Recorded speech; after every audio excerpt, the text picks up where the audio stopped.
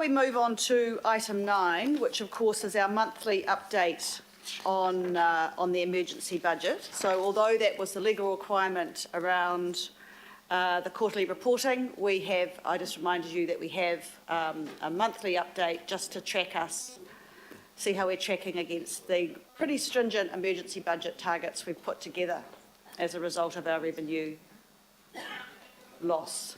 So we have Parul, Nicola and Ross. Pramod. I'll put my dress on. Thank you, Madam Chair. So, Ross, Nicola and I are here to give you the emergency budget update, as we have been doing over the last few months as well. This update will cover the period up to the end of October. The key items covered in this month's update are reflected in the staff recommendations that are up on the screen now. So we've got the usual dashboard update, which gives you high-level indications of how we're performing financially, as well as against some of the key metrics like asset recycling and regional fuel tax and the like. We've also got the update on how we're tracking against the 120 million savings target, which Nicola will update you on, and then finally an update on the asset recycling, which Ross will talk to. In terms of the financial performance for the group to the end of October, it's a similar story to the quarterly update that you just received. The positive trend has continued for another month. Overall performance remains on track. However, one change to the indicators from the previous month is related to the overall revenue for the group, which has now, the indicator is now showing a favourable variance to budget rather than on track. And that's reflective of purely a financial measure. A lot of things still remain uncertain, and a lot of the positive variance there is related to the regulatory revenue, which has continued positively, as well as the Watercare IGC and new connection revenue. Watercare have also advised that they remain on track in achieving their 120 million target to contribute towards the debt headroom. A lot of that is reflected in the positive revenue result to date. Capital expenditure remains below budget, and again, the indications at this stage that forecast-wise we will achieve the agreed budget, and a lot of the variance to date is related to timing. Asset recycling target remains a risk, as it has over the last few months, but Ross will talk to that in more detail shortly. And we continue to actively monitor our risks and issues in financial performance monthly.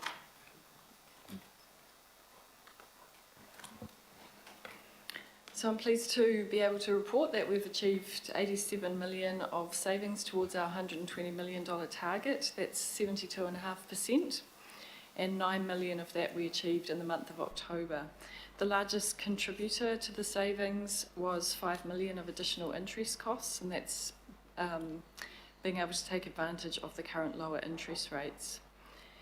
The other thing, in the last item, we talked about the Q1 results and that the expenditure was favourable. We have looked through all of the areas of underspend across the organisation and identified those that can contribute towards additional one-off savings for the year, and that has contributed another 1.86 million towards the savings target.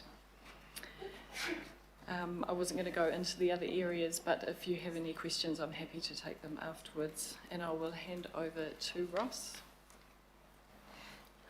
Yeah, thank you. As Pramod mentioned, the asset recycling is at risk, and I believe it will remain at risk right the way through this financial year.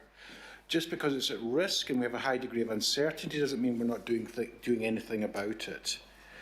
The opportunities that we've presented, I'm quite comfortable will be achieved. It's just the time frame that they will be achieved within.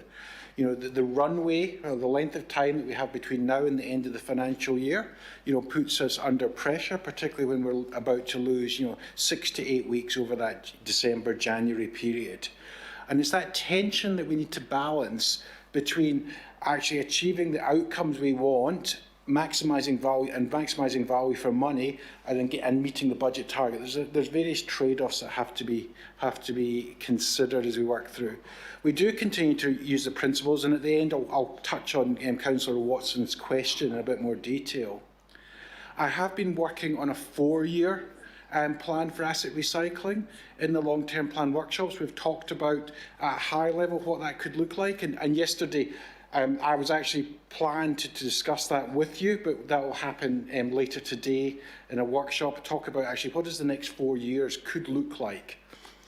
Over the next couple of weeks, I will be bringing to you 2 new opportunities, for your consideration that haven't previously been canvassed, but to actually see if these are areas you would like us to look at. But we are pushing hard, but we're pushing hard to make sure we do the right thing. So we'll just look at the 2 key areas to start with. Around property, we've got 33 million of unconditional sales to date, and we've got a strong pipeline of opportunity. So the volume of properties that have been approved by the committee gives us a strong pipeline for us now to operationalise. And the top 10 properties in that pipeline are worth just over around $110 million. So focusing on those top 10, which give you some more detail in the committee report, is actually how we'll make sure that we actually achieve a big portion of that budget. In respect of the car park, a lot of work has been undertaken around that car park concession. Auckland Transport have engaged PwC to help them develop a business case. We had hoped to come and talk to the committee prior to Christmas, but that business case won't be considered by the Auckland Transport Board until February, and then we will come and talk to you about that. There's nothing at this stage that makes us think actually we can't do something. There's been some market sounding, there is market interest in the type of transaction, but we also have to be cautious that we structure that transaction correctly. Because of the accounting rules, a straight sale and leaseback arrangement becomes another form of debt, doesn't help our debt to revenue ratios. So we want to be able to structure that in the right way that we actually achieve multiple outcomes that we're seeking from our car parks. In terms of this picture's a wee bit just to try and give you a sort of feel for actually, where we're sitting with property. So we've got a $244 million budget this year. We've achieved 33. I've got $191 million of opportunity. Of that, 110 is focused in 10 properties. And those will be realised over the course of this financial year, but some will actually take until 22-23 probably to realise. And these are such properties that have reserve status currently, and we have to go through the reserve revocation process. The Reserves Act gives us a very structured process to follow, and actually that just takes time for us to work through. I've also got some new opportunities that we've identified, and early in the new year we'll come back and talk to you about those new opportunities. In commercial, you'll recall the last committee meeting in the confidential section, you approved a prepaid lease arrangement. That's now being worked through to actually put that in place. And the car park concession, as we discussed. Now, just to pick up on Councillor Watson's question, and it's good just to give me a couple of minutes of time because I can now give a fuller answer to that with just some elements. So the principles are continuing to be used, and there's sort of six different principles. I suppose a couple of the balancing act is that value for money. So to ensure the value for money from the property portfolio, Panuku Board at their meeting at the beginning of October, considered the go-to-market strategy for all the properties that have been approved. That go-to-market strategy takes into account a number of factors, including whether we need to do master planning on the site, whether it could be mixed use, whether the Crown may be interested, is it likely to be residential or commercial? Actually, so what are the outcomes that actually beyond just a financial outcome we might want to achieve? That fits into our alternative use principle. And actually from that, actually assessing each property against the outcomes, then actually what is the right go-to-market strategy? Is that going direct to speak to the Crown? Is that actually an open market process? Is that actually, well, it actually makes sense that actually it can only be sold to an adjoining owner? Panuku's board have adopted the principles that the committee endorsed In particular, the principle around value for money and actually the valuation requirements that are needed. And just to go back to them, an open market process will have one valuation, and a closed market process will have where we actually can only sell to one party or one obvious party will have two valuations, and across that no less than 90% of the valuation basis. So I say that go-to-market strategy has gone to Panuku's board, and they are will monitor progress against that to make sure that those items are being achieved. But obviously I'm happy to take further questions. Thank you. Thank you for that. I just all open to Councillor Watson first. Are you confident your question's been answered? In part, but I guess I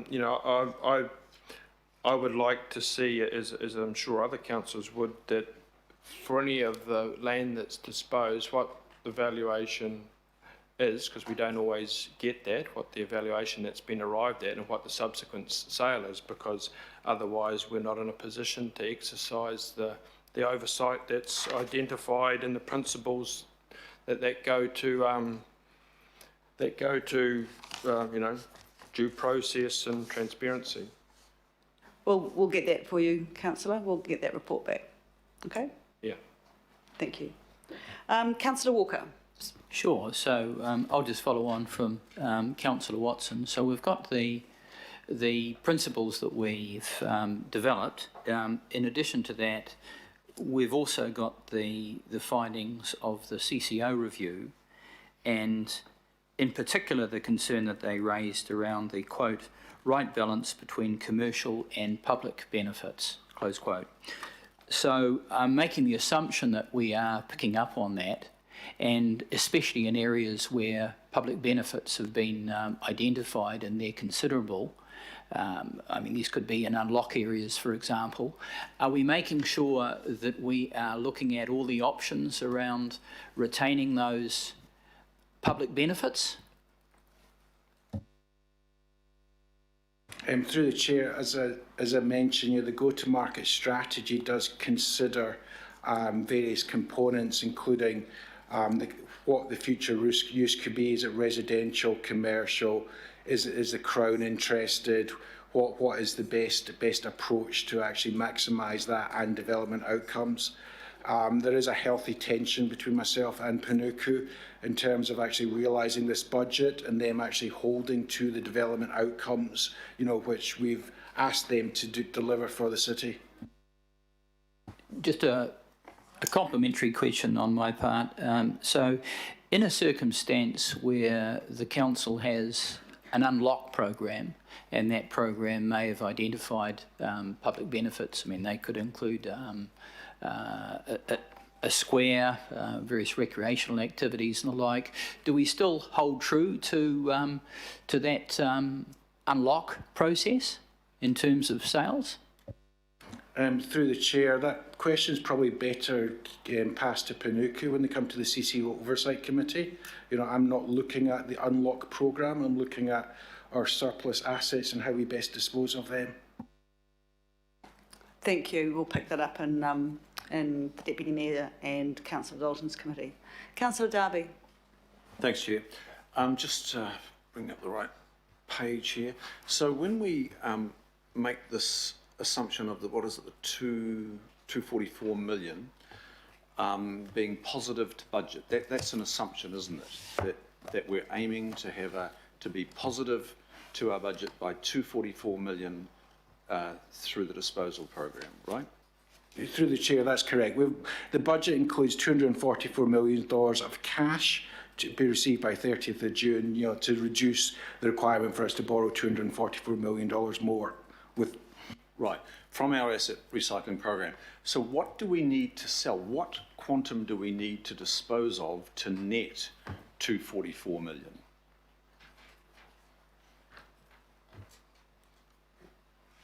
Is it possible to go back to the last slide, please, Sandra?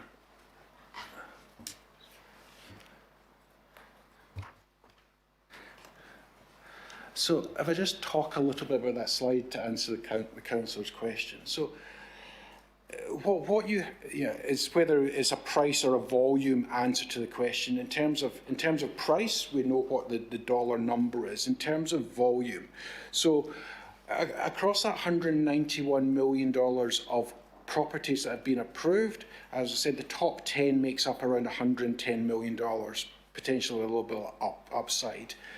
The balance is there is a lot of properties in a valuation between $1 and $2 million. So actually you've got about 40 or 50 properties that make up the balance of that approved portfolio. So there's a lot to answer your question. You know, so there's a lot of individual transactions have to be worked their way through. There are very few, other than the top 10, there are very few large opportunities, although we will be bringing a new large opportunity to your committee and Councillor Darby next week. Yeah, and then it goes to finance. So I know that. I guess what I'm getting at is I'm just trying to unpack this for my own benefit.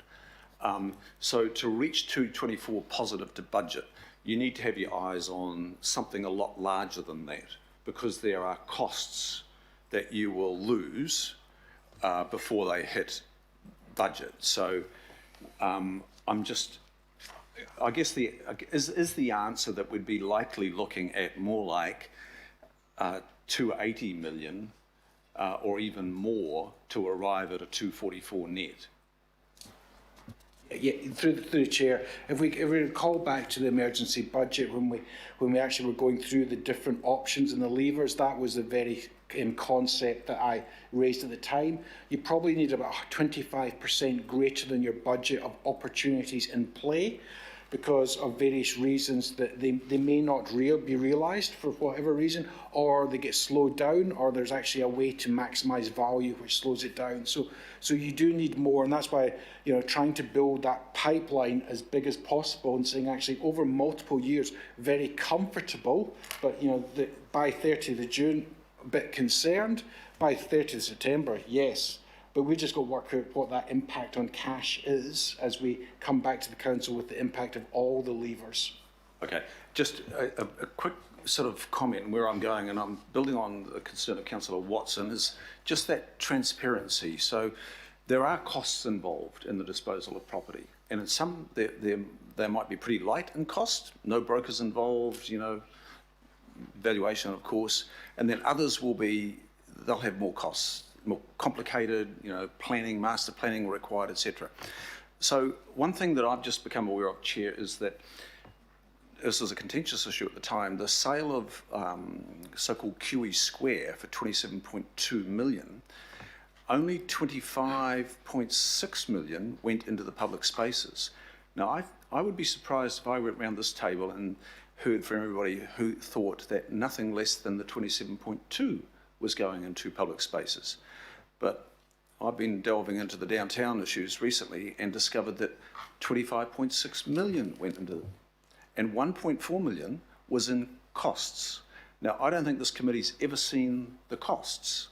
So I think going forward, we need to see the valuations and the costs so that we're over the top of it. And on that note, Chair, I would like Finance to outline what the costs of 1.4 million were on the downtown disposal to precinct. Okay, yeah. At some future time. Yep, we will do that. I think it's a combined report on both, and we will get that to you probably at 6 months. Seeing we've hit the quarter, we'll you aim to do it in 6 months. Thank you. Question from Councillor Casey. In the dashboard, it says that Ports of Auckland is on track for each of the measures.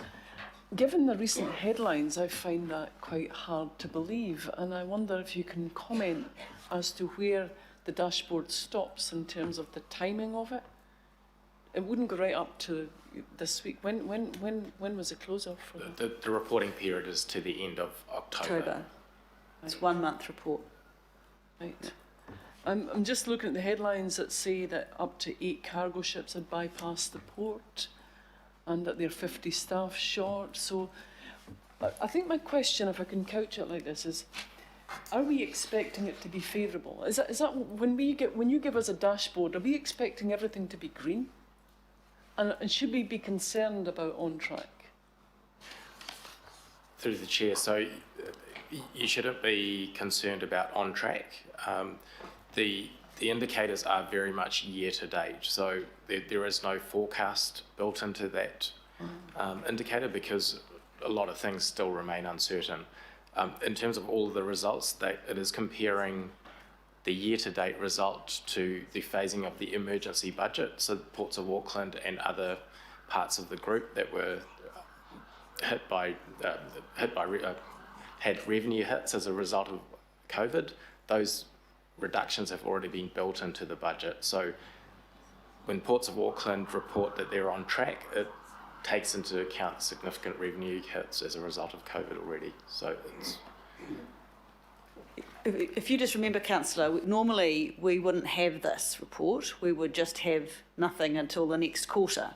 And what we're doing here is giving a higher level of oversight month by month. So there will be some anomalies, I would think.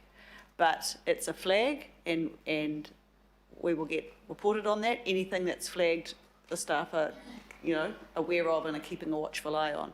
But I think it's just to remember that it is just 1 month as opposed to the normal quarter report. Councillor Stewart.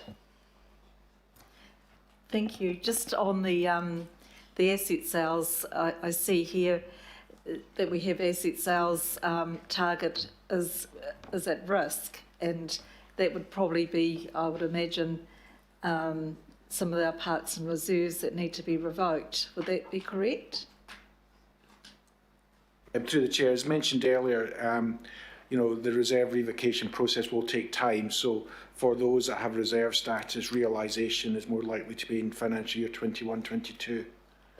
And with the reserves, for them to be revoked, that then goes out to the public for public consultation. So if you're aware that Councillor Young and I and the local board in our community, there's a number of reserves that we're not comfortable with being sold, and a lot of the communities. So if the community, when they have the opportunity to submit, which that's what they're allowed to do, if it's very, very clear that the councillors, the local board and a lot of the community decide that they don't want these reserves to be sold, who decides after the submissions, and if it's very, very clear that the community and the councillors and the local board, these particular ones they don't want sold, what happens there? So through the chair, depending on the feedback that you receive from the consultation, it can go as far as commissioners having to be appointed, independent commissioners to actually hear that, and then that would be reported back. I suppose back to Councillor Darby's question, and that's part of why I'm saying, you need to have, a pipeline greater than, because, there will be some items that have reserve status and the reserve revocation may not occur, but we've still got to work through that process. Okay, I just want to I've put some choose recommendations up, and I just want to draw your attention to B, because I like to share some good news. We don't get it very often, but we're actually at a record ever for Auckland Council savings. The highest ever savings target we've ever achieved is 80 million, and that was done in the first, was it 2011-12 or 10-11, or the very first 10-11, very first year when we amalgamated. And so we've now hit an all-time record. Obviously, it's not going to be the big record that we will actually achieve, because I've given my commitment, and Kevin's given it back, that we will actually achieve our 120 million. Haven't we, Nicola? Yes. She said, nodding wildly, enthusiastically. But it's just really, it's nice. I mean, some of them are one-off, but it's the biggest savings achievement this council has ever achieved, and it's only been in 4 months. Noting that we're already 1.8 billion in cumulative savings already. Okay, Councillor Cooper. Just a question on your comments. So is that partly attributed to the number of jobs we've shed? It's attributed to a number of things, as you can see in the little thermometer. Yeah, but is that, I mean, because we can't keep doing that. That's not really No, sustainable. and that's part of the eldest. So if you just take savings, remember that there have been savings targets every year. Some of them have been cumulative. Some of them we have kept saving, and that's the 1.8 billion. So 1.8 billion, we made a savings one year, and we actually kept that going. Some of them have been one-off, and we haven't been able to keep all the things going. But some we have. $1.8 billion since 2010. That's a 10-year achievement in my book. So where we are with this is, yes, it's a bit of one-offs. The key will be what of the 120 or the 220 that we will take across the group, will we continue on in the LTP? And we know that figure in our heads. We've just, hopefully will. Is it still that balance between how much do you do that? It might be great to achieve it, but what are the, on the other side of the ledger, the effects on levels of service or other things that we can or cannot do? Correct. And I think at the moment we've made the commitment around the emergency budget to make that savings target, noting that it won't have an effect on, I was going to say core council, but that's not a definition, but on frontline services. Looking at the core council business, aren't we? Frontline services, yeah. Councillor Fletcher.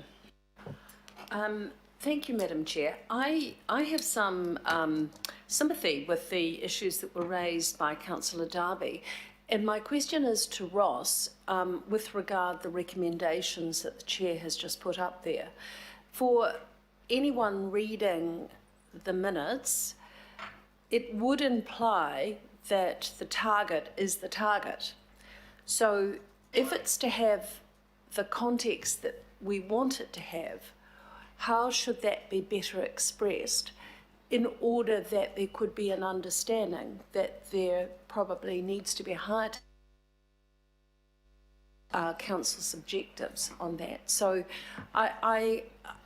if we're going to get into detail, I mean, either we just sort of have a general, under the recommendation, sort of general comment there, but if it is to have, for those who are interested, and I think people are following the budgets more closely perhaps than they might have, what would your recommendations be, Ross? Yeah, thank you. So through the chair, if I preface that with part of what Pramod answered to a question earlier around the dashboard, and if you look at the dashboard you're getting monthly, asset recycling is the only bit showing in red. And what we're trying to do with the dashboard is actually, it's quite right that you should be asking lots of questions and giving a lot of interest, because actually at that point in time, there is risk to it. And what we don't want to do, and I don't want to do, is suddenly come to you early next year or middle of next year and say, actually, I'm not going to get there, and actually come as a surprise. So just trying to be just very transparent and upfront. What's in to the specific resolution, it is factually correct. I'll look at it and go, yeah, okay, got a long way to go. I suppose the contextualising, Councillor Fletcher, is that the 33 is after 4 months and the 244 is after 12. So I would never have expected the 244 to have been realised after 4 months. Yeah. And that's the purpose of a monthly update, you know, it's where you are as of this particular time. Councillor Newman. Thank you, Ross. I mean, we've had a couple of conversations about this, but what Councillor Darby has identified is a requirement for a bigger pipeline of asset sales in order to hit a target. Now, there will come a point where there'll be a limit to what we can sell, and I sense that we're either going to reach an end soon, or the balance of things left to sell are going to become harder, circa what Councillor Stewart has identified in relation to revocation reserves, which will be very controversial in certain communities. At the same time, this also foreshadows the end to the Panuku model in terms of what it can sell in order to recycle capital for redevelopment, reinvestment. So at what point do we have to make a decision as to the funding model for Panuku based on this type of model? Because you'll be aware that there's a limit to what we can sell in terms of hitting a budget target. The same principle applies in relation to transform and unlock and a capital recycling program for Panuku. When do we take that decision? So through the chair, if I can just split the answer into two for a second and talk about Panuku second. You know, selling assets is not a sustainable funding source. You know, so actually you can't keep on doing that forever. In the answer to Councillor Darby's question, you know, there's very few big opportunities left, although when I talk to you around the long-term plan, I will highlight a couple of bigger opportunities that you may wish to consider. So it comes a lot of little transactions.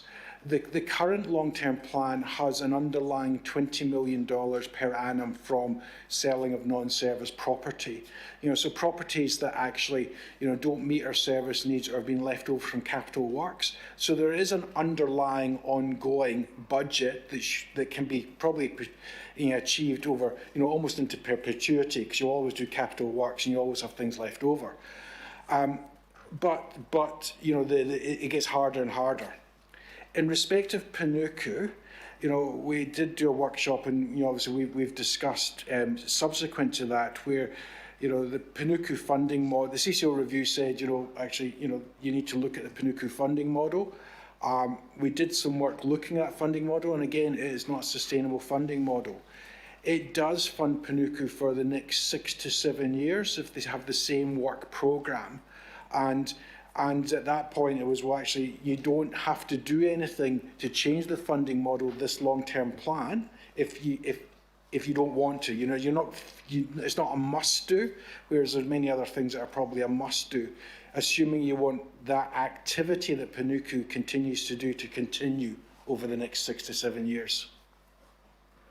But as you know, the longitudinal nature of property development means that you have to give certainty that you're either going to do it beyond that or you're not.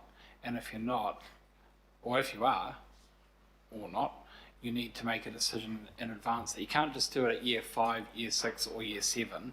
You have to do it in the years subsequent to that. Are we going to be having a debate and ending that in this round, or are we going to be doing it next year, or are we going to do it in 3 years?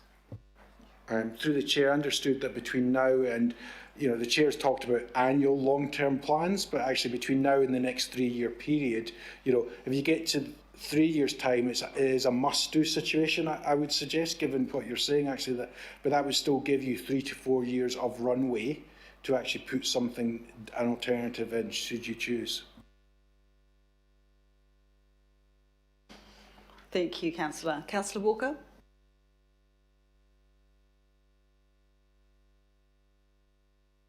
Just got a question around costs and the like associated with COVID. So have we looked at what our cost savings were during COVID and since, due to the larger number of staff that have been working from home and flexible hours and so on, lower electricity charges and operational charges? Thank you for your question, Councillor, through the chair. We are identifying areas of underspend in the budget, so we have seen some of the building utilities costs, for example, drop. So there has been some of that, yeah. And I'm making the assumption that a number of these things are kind of, I wouldn't say locked in, but we've got a bit of a new normal now, haven't we, in terms of the number of people that are operating flexibly from home and elsewhere. And I'm just curious as to what the cost savings are around that, and obviously there'll be savings in carbon emissions, I'd assume. I'm not aware of the specific cost savings, but the corporate property team have been responding to the changing way in which we're working and understanding the proportion of time spent working from home, etc. We're in the process. I think it's a bit of a live thing going through and adjusting then how we use our space, how many people are on a floor and so forth, but that's kind of in process, so we should be able to update on that in due course.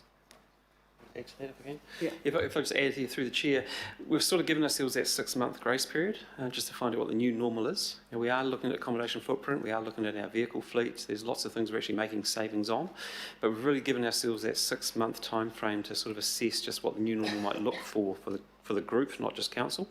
And so we can come back then and sort of start to try and quantify some of those costs. Yeah, we do know utility costs have dropped quite a lot, but that's also because of some of the initiatives that were underway at the time. We're putting in some smart metering, we're actually doing some options around our utility use, both gas and electricity. So the ongoing program as well as COVID, it's hard to sometimes separate that, but the notion is if we get to this first 6 months and then we can sort of come back and give you an indication as to what those new cost structures might look like, which can then help feed into our long-term plan as well. Just one other question, Madam Chair, and I mean, technically it's not maybe associated with our internal financial performance, but there's no question that a significant part of the CBD is really suffering for a whole variety of reasons, but many of them associated with council-related projects. Is that something that we've got a particular team set up around, and are we, collecting metrics around that? That's quarterly in the city centre is up in the capital project team. That was in the last item, an update of that was in the last item. What the chair's referring to is as our work program in the city centre, but I think what the council's asking about is actually the impact on the communities and the business. Yep, look, again, it's always hard to quantify what's been driven by what. CBD definitely has had an economic impact as far as less people come into the city, utilising the services, be it lunches or other things. What we do know, though, is also out in the suburban areas, we're getting a bit of a pickup happening in those areas too. So pretty hard to quantify. I'm not quite sure we can see if the Economist has got access to any of that information. I'm sure there'll be some around. Heart of the City have done some work themselves. Thank you. Councillor Stewart. Oh, thank you for that. Just a question, just on the $33 million of assets that have been achieved. I guess they're now unconditional. Would that be correct? Through the chair, that's correct. Okay, and just making sure that of those that are now been achieved, have I'm just thinking of one in particular that was in my community that had been vacant since 1995. I just want to make sure that there is, with some of these that we're trying to sell, that we have timelines, that they're not going to be land banked and sitting for another 20 or 30 years. So that would mean 40 years of my life I would have seen an empty building. So thank you. Through the chair, the property I think the councillor is referring to will be 16 Fencible Drive. That certainly was in the Panuku board report outlining, what a good go-to-market strategy was and how greater outcomes than just pure financial could be achieved for the community. Thank you. The only reason I concerned on that one is because Manukau, we sold it in the early 2000s, and then we ended up having to buy it back because it was empty, and then of course it's been empty just about the whole time. It's 1995. Thank you. Efeso, can you hear me? No. I suggest, Councillor Stewart, you talk to Efeso, Councillor Collins, because he's our liaison councillor too for Panuku. Okay. Councillor Cooper. Yeah, Madam Chair, I'm just wondering about this discussion because this is a public meeting and we're basically almost making our stuff to buy. Nobody would want to because of all the issues, that are being highlighted here. We've made a decision to sell this stuff. Things will go through their reserve revocation, but I'm concerned about kind of relitigating different bits of land here, but also, skewing the market. We shoot ourselves in the foot. So I just ask you, Madam Chair, if these sorts of discussions are going to happen, that we have a little bit of discretion. We will never meet our targets. No one will want to come near us. Good point. That's what's trying to happen here. Good point. And this is actually a 1-month progress update against our emergency budget The resolutions are in front of you. It notes that this is the October update. In positive, it talks about in 4 months now we've actually achieved a record amount of sales. The not so positive is there are only 33 billion out of our target on asset sales, and that's it. I'm not So- disputing any of the work that's been done. It's been done as fast as it can be in a difficult market. However, I don't like the fact that we could actually be discouraging people by some of our comments. That's just... I think your point's been made. Thank you. Any other comments? Well, I'll move the recommendations. Do I have a seconder? Thank you, Councillor Dalton. All those in favour say aye. Aye. Against? Carried. Thank you. Aye. Oh. Hi, Efeso. Item 10 now is our submission to MB